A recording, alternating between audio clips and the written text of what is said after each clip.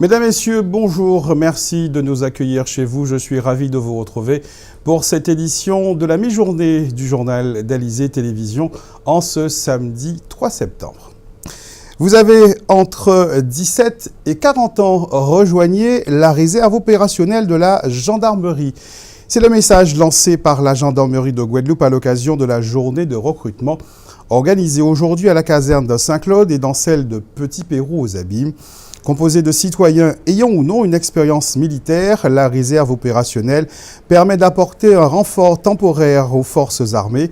En venant renforcer les unités d'active, les réservistes permettent d'accroître la capacité de défense de la France. La Guadeloupe compte 222 volontaires et l'objectif des militaires est d'atteindre au moins le nombre de 309 réservistes d'ici la fin de cette année.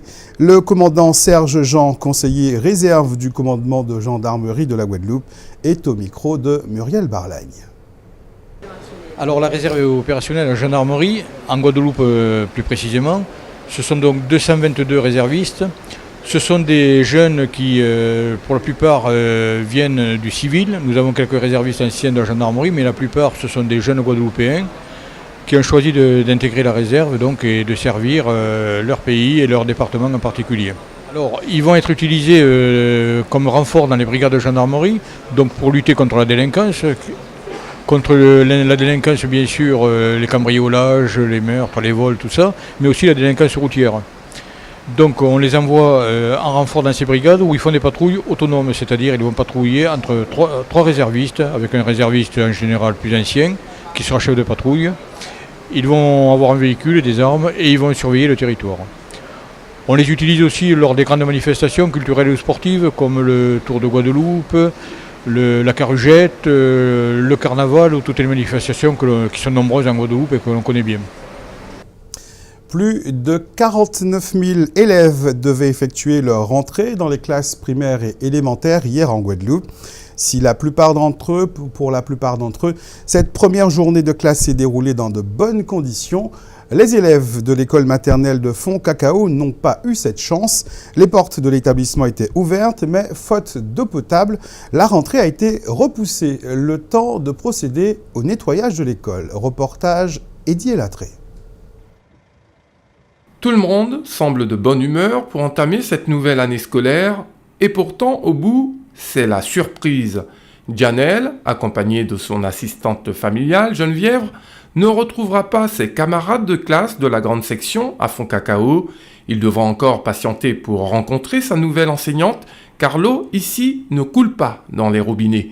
C'est donc la grande déception qui s'affiche chez les enfants comme chez les parents. Il faut que ça cesse là maintenant. Surtout qu'ici on a des retenues d'eau, on a pas mal de choses. Donc pourquoi c'est nous qui devons subir par rapport aux autres? On aurait pu prendre d'autres dispositions. La mairie aurait pu mettre des réserves d'eau en place pour qu'on n'ait pas à subir ça. Ben là, il va falloir attendre le communiqué de la mairie pour savoir quand est-ce qu'on pourra procéder à l'entrée des enfants. Cet établissement scolaire n'a pu accueillir les tout-petits aujourd'hui pour des raisons d'hygiène. À défaut du liquide précieux, les salles de classe ainsi que les toilettes de l'école n'ont reçu aucun entretien. Une fausse note qui met bien dans l'embarras l'équipe municipale. Les moyens n'ont pas été mis en place pour permettre au nettoyage, non pas celui des espaces verts, mais que les salles soient nettoyées convenablement. C'est pour cela que depuis déjà plus d'une semaine, nous avons commandé quelques bâches dont la première était censée être livrée hier même, pour permettre à l'école de maternelle de Fond-Cacao d'avoir son autonomie en attendant le règlement global du problème de l'eau sur Cap-Sebello entre le SIAG et la CSBT. Et cette bâche-là sera aujourd'hui livrée, déposée et auto-remplie elle-même sur le réseau avec son suppresseur intériorisé. Lundi matin, les parents de l'école maternelle de Fond-Cacao peuvent emmener leurs enfants à l'école parce que ce sont les seuls qui ne sont pas rentrés ce matin. Tout devrait donc rentrer dans l'ordre lundi prochain. Les petits écoliers de Fond-Cacao auront bénéficié finalement d'une journée de vacances supplémentaires, même si la nouvelle aura perturbé l'emploi du temps de certains parents. Rentrée scolaire toujours, mais cette fois-ci pour les plus grands. Les nouveaux étudiants inscrits sur le pôle Guadeloupe de l'Université des Antilles effectuaient leur rentrée hier sur le campus universitaire de Fouilleul. Une première journée pour se familiariser avec leur nouvel univers, prendre leur marque avec l'aide de leurs camarades plus âgés. Anne-Elisabeth Arsène en a suivi quelques-uns. Reportage.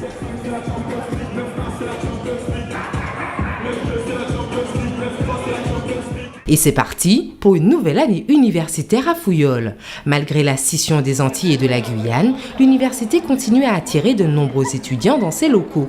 En fait, nous pouvons noter une certaine attractivité qui est maintenue au niveau de notre établissement, en particulier pour le pôle Guadeloupe. Nous comptons, d'après nos chiffres, nous avons 20% d'étudiants en plus par rapport aux inscriptions de l'an dernier, qui étaient déjà en augmentation. Donc c'est une très bonne chose. Ça témoigne effectivement que l'université est de plus en plus ancrée dans son territoire, dans les réalités. On n'a pas d'indicateur précis pour les étudiants venant de Guyane ou de Martinique, mais comme nous avons une augmentation de notre nombre d'étudiants qui s'inscrivent ou souhaitent s'inscrire ou en attente d'inscription, on peut supposer qu'il y a des étudiants effectivement qui viennent de Guyane, comme il y en a qui viennent de France hexagonale, de plus en plus nombreux, et bien évidemment, comme toujours, de la Martinique. Après la démission de Corinne Mancé-Caster de la présidence de l'Université des Antilles, un nouveau calendrier électoral a été mis en place dès ce lundi.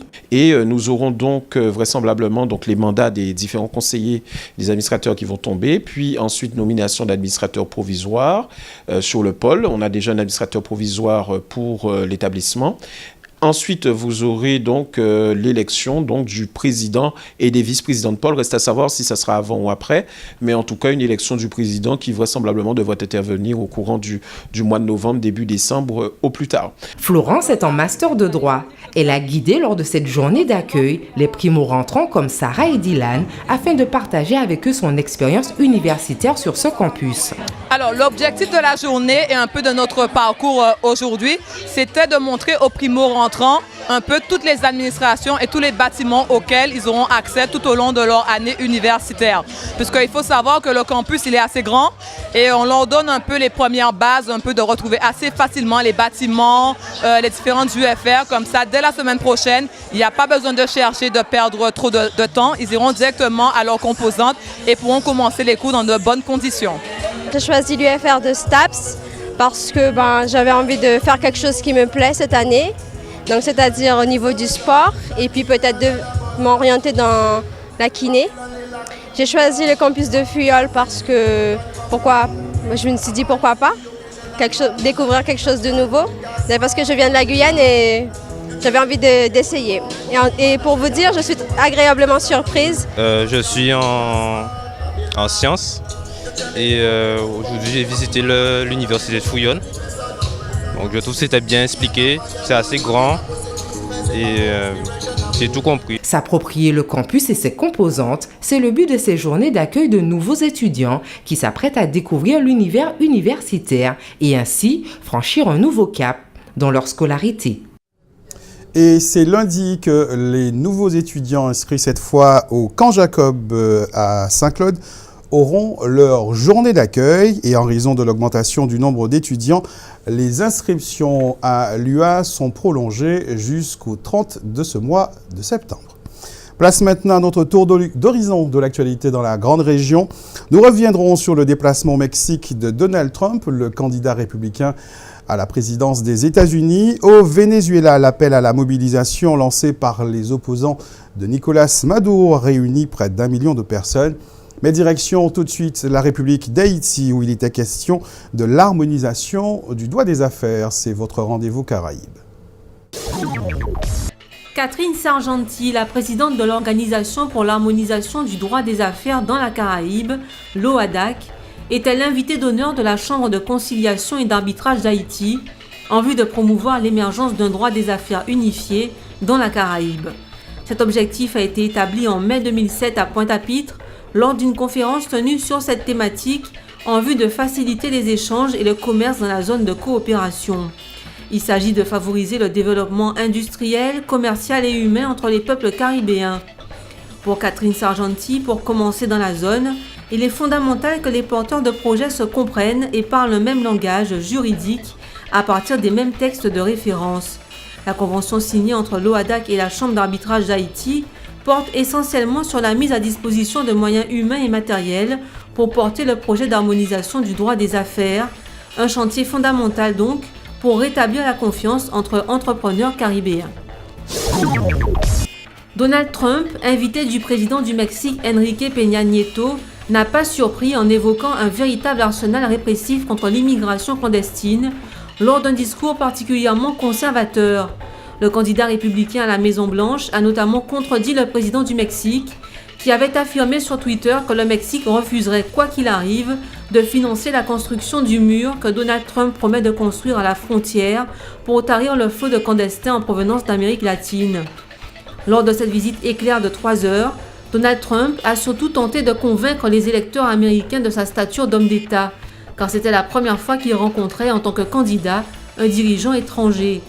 Outre sa mesure phare du mur, le candidat républicain a clarifié sa position sur les immigrés clandestins en affirmant qu'il n'y aurait aucun espoir de régularisation pour les quelques 11 millions de clandestins présents aux États-Unis. Près d'1 million de personnes, selon l'opposition vénézuélienne, ont défilé ce 1er septembre pour demander la mise en place d'un référendum révocatoire à l'encontre du président Nicolás Maduro. Vêtus de blanc, agitant des drapeaux jaunes, bleus et rouges du Venezuela et des pancartes où l'on pouvait lire « Changement » ou « Référendum maintenant », une marée d'anti-chavistes, du nom de l'ex-président Hugo Chavez au pouvoir de 1999 à 2013, a rempli 3 larges avenues de l'est de Caracas. Il va tomber, ce gouvernement va tomber. Et le Venezuela a faim, sur les propos scandés par les partisans de l'opposition. Le Venezuela fait face à une récession économique liée à l'effondrement des prix du pétrole, pourvoyeur de 96% des revenus du pays. Faute de dollars pour importer, la pénurie d'aliments et de médicaments atteint un niveau dramatique. Depuis des mois, les anti-chavistes réclament la tenue d'un référendum révocatoire en 2016. L'objectif de la marche du 1er septembre était d'accroître la pression sur le gouvernement pour accélérer le processus. Les autorités électorales ont en effet dévoilé début août un calendrier qui rend quasiment impossible l'organisation cette année de la consultation populaire, évitant ainsi au Parti socialiste au pouvoir un éventuel scrutin anticipé. Retour en Guadeloupe où, durant toute cette journée, les passionnés de vitesse et de sensations fortes pourront s'essayer sur le premier simulateur Ellipsis de la Caraïbe, le meilleur simulateur de course automobile pour tester leur capacité de pilotage. Une journée organisée dans un restaurant de la route des Mamelles en partenariat avec la sécurité routière. Chacun pourra tester cet appareil qui pourra par la suite servir à l'entraînement des pilotes de course de Guadeloupe. Reportage Johan Charpentier-Titi.